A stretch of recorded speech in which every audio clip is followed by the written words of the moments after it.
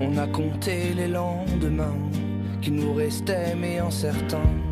On s'est perdu sur un... Salut tout le monde, j'espère que vous allez bien. Je vous retrouve aujourd'hui pour une nouvelle vidéo qui va être une vidéo mon carnet livresque. Donc le petit rendez-vous pour faire le point sur mes lectures. Donc j'ai 4 livres à vous présenter, une lecture en cours et 3 lectures futures. Je sais pas si je vais me tenir mais bon, on sait jamais. Donc je vais commencer tout de suite, faut pas que la vidéo soit trop longue. Alors le premier que j'ai à vous présenter, c'est Le Dernier Royaume, acte 2, Le Roi du Sang de Morgan Rhodes, publié aux éditions Michel Lafon, donc qui a été pour moi une très bonne lecture. J'ai vraiment adoré me replonger dans cet univers fantasy, même si c'est quand même un tome 2 qui reste quand même de base, on va dire. L'auteur place encore ses personnages, place ses pions. C'est en gros une grande pièce d'échecs qui se met en place tout doucement. Les personnages commencent à prendre conscience de leur but dans l'histoire. C'est très intéressant de les suivre. Donc on va suivre 4 personnages principaux qui sont Magnus, Lucia, Cléo et Jonas. Donc ces 4 destins vont être emmêlés dans l'histoire. Il y a des petites intrigues qui sont un petit peu mis ici comme ça. Ça veut rien dire ce que je dis, mais il y a différentes intrigues qu'on peut suivre à travers certains personnages. Par exemple, il y a une intrigue qui concerne, comment il s'appelle, Jonas. Il y a une intrigue qui concerne Lucia et Magnus et Cléo. Et voilà, tout est bien imbriqué, tout est bien ficelé. On s'ennuie pas du tout, franchement, mais pas du tout, une seule seconde. C'est très rythmé, l'auteur nous fait des révélations de dingue. Il y a des coups bas, il y a des trucs auxquels on ne s'attend pas du tout. Moi, j'ai gobé l'histoire, mais de A à Z. Et je ne peux que vous recommander cette lecture parce que c'est un univers qu'on sent qui est vraiment très travaillé. L'auteur le connaît amplement, elle connaît sa mythologie, elle connaît son histoire, elle connaît ses personnages. Et la fin est juste dingue parce que deux personnages prennent conscience de pas mal de trucs.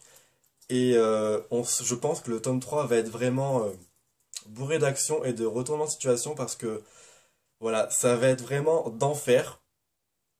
Et malgré les 430 pages, ça se lit tout seul. La plume est juste fluide, mais un truc de dingue.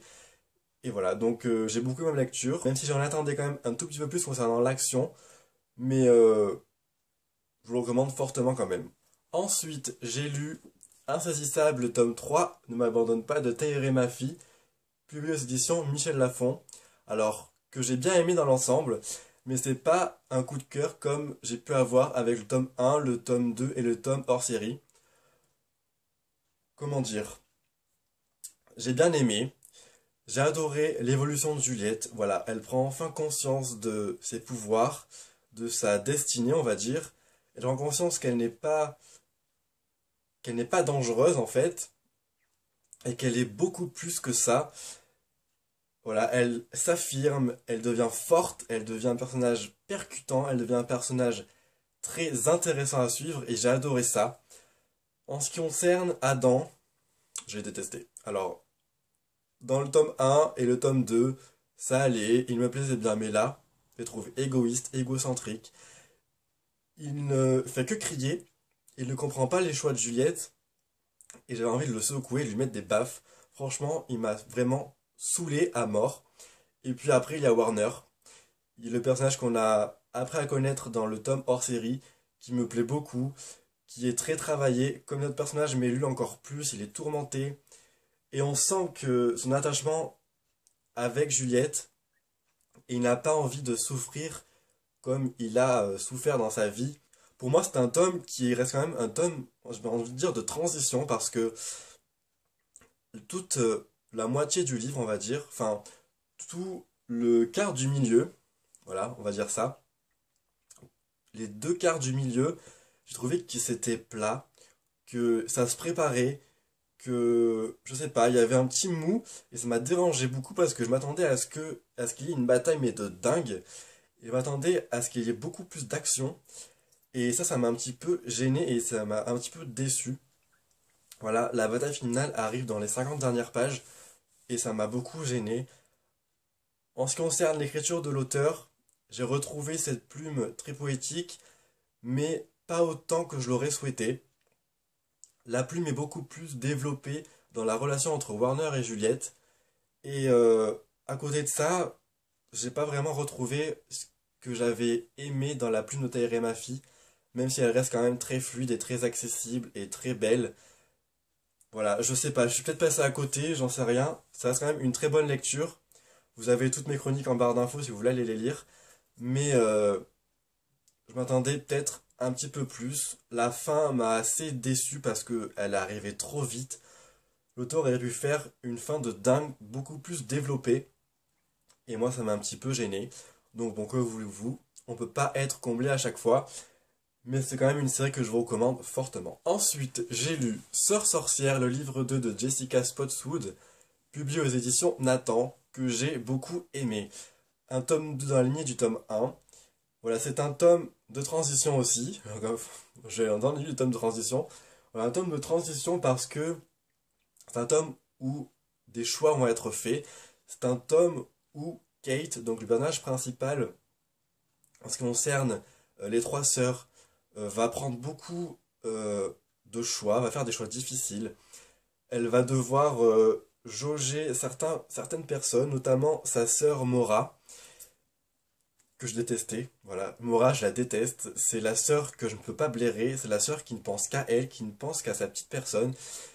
Et elle m'a carrément gonflé, voilà. Faut le dire ce qui est. Kate m'a beaucoup plu parce que voilà, elle doit faire des choix, elle doit faire confiance à certaines personnes, pardon. Et puis, je sais pas, elle a ce côté protecteur envers sa sœur Tess qui me plaît beaucoup. Voilà, sa magie commence à se développer plus, elle prend confiance en ses pouvoirs et en ses capacités de sorcière, et ça j'ai beaucoup aimé. Tess est toujours mon personnage, enfin l'une des sœurs que j'apprécie beaucoup. J'ai un coup de cœur pour ce personnage qui se confirme dans ce tome 2. Je l'aime beaucoup. Elle a 13 ans, mais elle a la tête sur les épaules, c'est un truc de dingue. Elle est beaucoup plus mature que sa sœur Mora. Et voilà, je l'aime beaucoup. En ce qui concerne la prophétie, on va savoir laquelle des sœurs va apporter la ruine, laquelle des sœurs va apporter la paix, et laquelle des sœurs va apporter la guérison et la mort. Donc ça, j'ai trouvé que c'était super bien parce que on sait dans ce tome 2 qui va jouer un rôle très fort dans l'histoire. Et attendez-vous à être surpris parce que... Voilà, soyez surpris parce que même si je m'attendais à ce que ce soit cette sœur-là, c'est très bien amené et je dois dire que j'ai été quand même assez surpris. Donc c'est une très bonne chose. Ensuite, il y a toujours un climat assez oppressant parce que voilà, il y a toujours l'ordre des frères, l'ordre des sœurs, l'ordre des frères qui ont quand même un fort poids dans cette société du 19e siècle.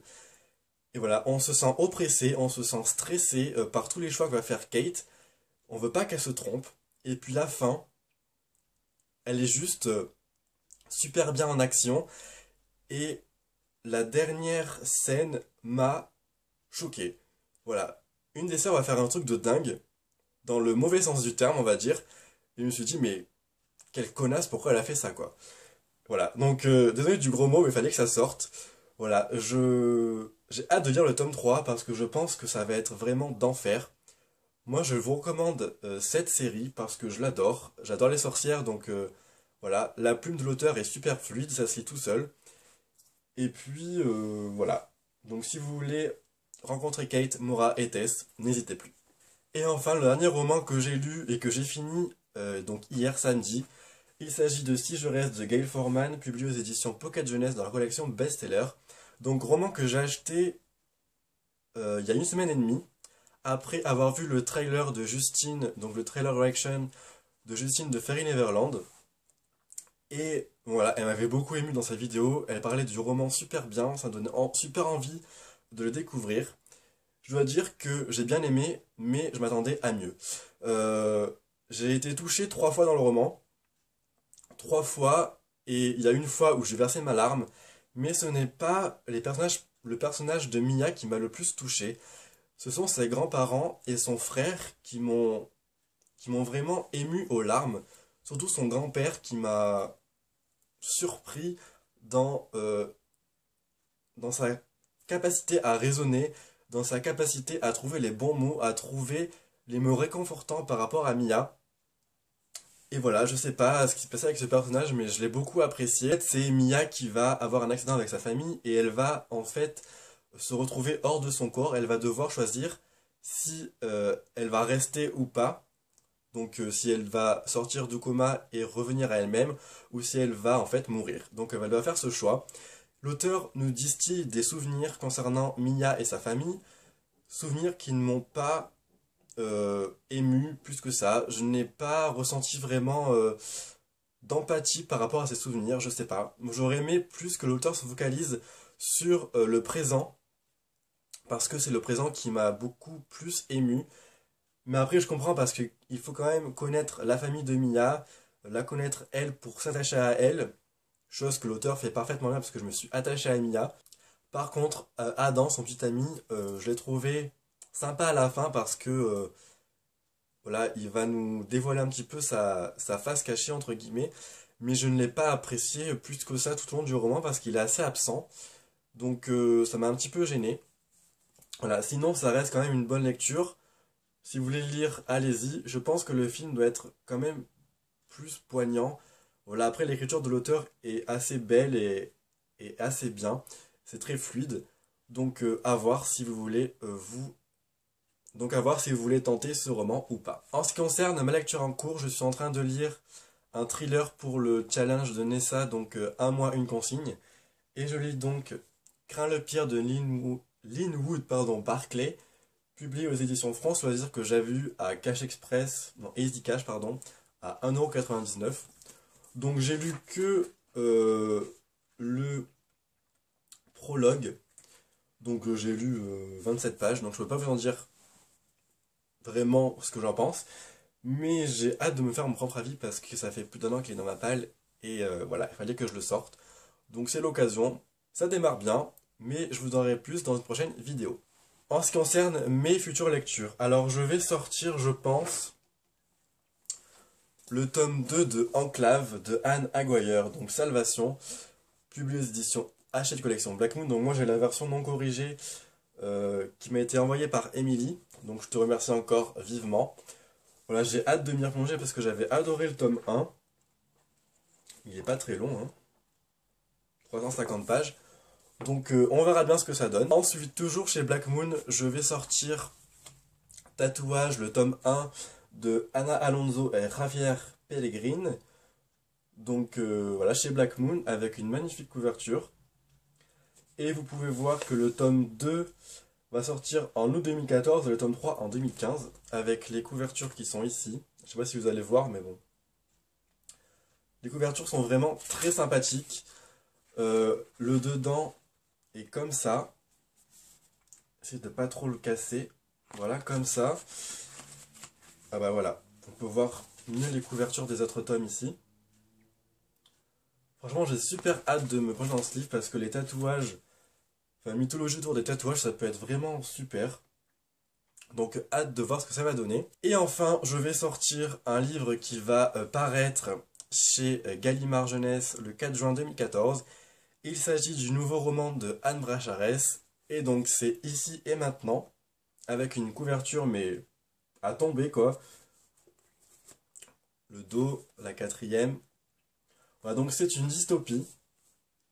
C'est l'histoire de Prena James qui va en fait venir du futur dans notre monde pour changer en fait le cours des choses parce que le futur est juste invivable. Donc voilà, c'est tout ce que je me rappelle, mais je n'ai pas lu 4 filles et un jean, donc je vais découvrir totalement la plume de l'auteur et j'espère avoir une très bonne découverte. Voilà, donc c'est fini pour cette vidéo, j'espère qu'elle vous aura plu. N'hésitez pas à commenter mes lectures passées, mes lectures futures. Ça me fera toujours plaisir de répondre à vos commentaires. Je vous souhaite de passer un très bon dimanche, une très bonne nouvelle semaine qui va arriver. Et je vous dis à très bientôt pour une nouvelle vidéo. Bye bye. Puisqu'on se perd pour mieux s'unir, puisqu'on ne tient plus